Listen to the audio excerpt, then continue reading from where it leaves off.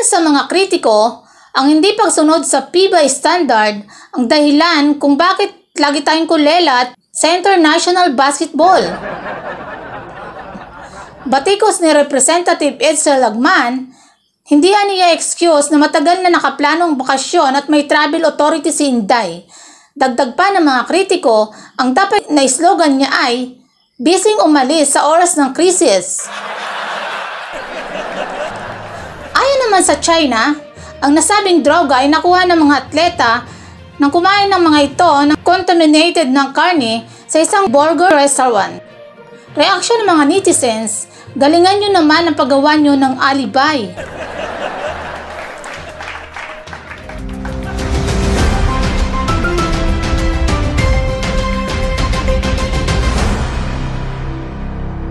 Magandang gabi mga kabalitaan. Kung nag-hibernate ka at kagigising mo lang, ay narito ang mga headlines para ma-update ka sa mga kaganapan.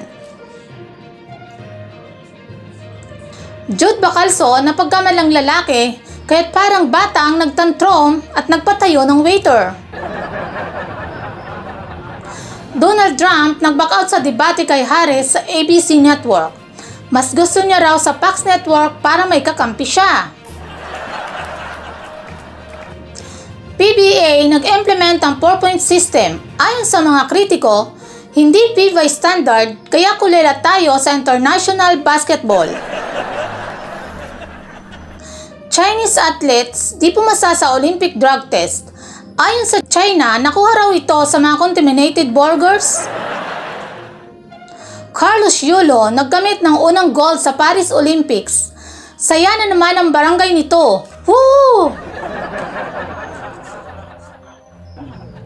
BP Sara Duterte nagpicture-picture at selfie sa Germany habang nagdurusa sa kalamidad ang taong bayan. PUB modernization pinasuspindi ni Idol Tolpo. Guadis at Ortiga mukhang mga nalugi. Harry Roque, itananggi na siya ang may-ari ng bahay na ni-raid. Ayon sa kanya, ito raw ay pagmamay-ari ng kanyang kliyente ng kapatid ng pinsan ng tiyuhin na pamangkin na kabayo ng kapitbahay niya. You get the point? Mga nagtanggumpay na PNP officials sa raid ng mga pugo, imbis na i-promote ang mga mataas ng general, sinibak pa ang mga ito. Mayor Jaime Capil ng Purak, wala raw kita ang pugo. So, ano yung 3 billion na report ng PAGCOR? Sa balitang abroad, Donald Trump hindi makapaniwala sa biglang pagbabago ng ihip ng hangin. Kamakailan lamang ay sobrang sikat si Trump dahil sa nakaraang attempted assassination. Subalit sa nakaraang linggo ay bumaliktad ang sitwasyon buhat ng i-endorse si Kamala Harris na umatras sa pagkandidato ng antok-antok na si Biden. Ang biglang pag-angat ng Democratic Party sa mga polls ay dahil sa kaibang karisma ni Harris na naglikom ng mahigit sa 200 million na grassroots donations buhat ng siya'y maendorso. Kamakailan ay nakonvict itong si Trump ng 34 counts of felony sa New York na siya namang sinamantala ng kampo ng dating Attorney General na si Harris, kaya't ang premise ng kanilang kampanya ay the prosecutor versus the felon. Hinamon pa ni Harris si Trump na sumipot sa napagkasundo ang debate sa ABC Network ngayong September 10. Subalit, nag-check and out or ducking si Donald Duck Donald Trump sa nasabing hamon. Sa halip ay gusto niya makipagdebate kay Harris sa Fox Network para mayroon siyang kakampi. Ayon sa mga netizens, weather lang yan, Donald.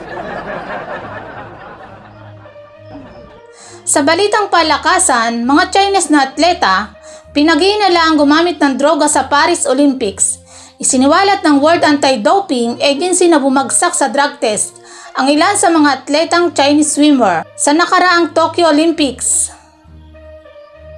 Ayon sa mga critics, China gagawa ng ganyang shady moves na pandaraya,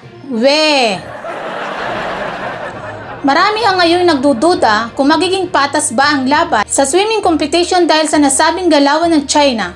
Maihalin tulad ito sa nakaraang pagban sa lahat ng Russian athletes dahil sa pag-sponsor ng Russia sa paggamit ng droga sa mga nasabing atleta. Ayon naman sa China, ang nasabing droga ay nakuha ng mga atleta nang kumain ng mga ito ng contaminated ng karne sa isang burger restaurant. Reaksyon ng mga netizens, galingan nyo naman ang paggawa nyo ng alibay. Sa gymnastic naman, sa wakas ay nakakuha ng ginto ang Pinas. Nang manalo si Carlos Yolo sa artistic men's floor event. Woo! Na-break ni Yolo ang record sa Paris 2024 Olympics bilang kauna-unahang gold medal sa bansa at ang record na the only medalist so far. Mukhang masaya at inuman na naman ang sa barangay nito. PBA mag-i-implement ang 4-point system ngayong season.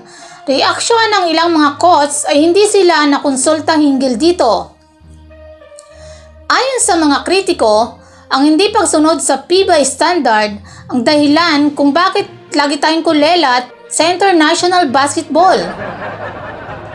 LGBTQ Cebu personality na si George Bacalso nag-viral dahil sa ginawa niyang pagpapatayo ng isang waiter dahil sa pagtawag sa kanya ng sir. Ani Bacalso, 10 years na siyang nagpipils para magbukang babae, tapos tatawagin lamang na sir. Ayon naman sa isang netizen, mukhang expired na yung pills na iniinom niya kasi walang epekto. Nag-apology naman si Bacalso matapos ang insidente. Subalit, binawi rin ang kanyang apology at nag-double down sa kanyang katwiran. Balitang lokal naman, BP Inday Sara, matapos batikusin sa kanyang designated survivor comment at di pagsipot sa SONA, sa kasagsagan naman ng baha at bagyong Karina ay hindi rin siya sumipot sa pagserbisyo sa taong bayan. Umalis sa bansa ang pangalawang pangulo kasama ang kanyang pamilya para sa family vacation sa Germany, mismong oras ng pangailangan ng mamamayan. Batikos ni Representative Edsel Lagman, hindi niya excuse na matagal na nakaplanong bakasyon at may travel authority si Inday. Dagdag pa ng mga kritiko, ang dapat na slogan niya ay, "Bising umalis sa oras ng krisis."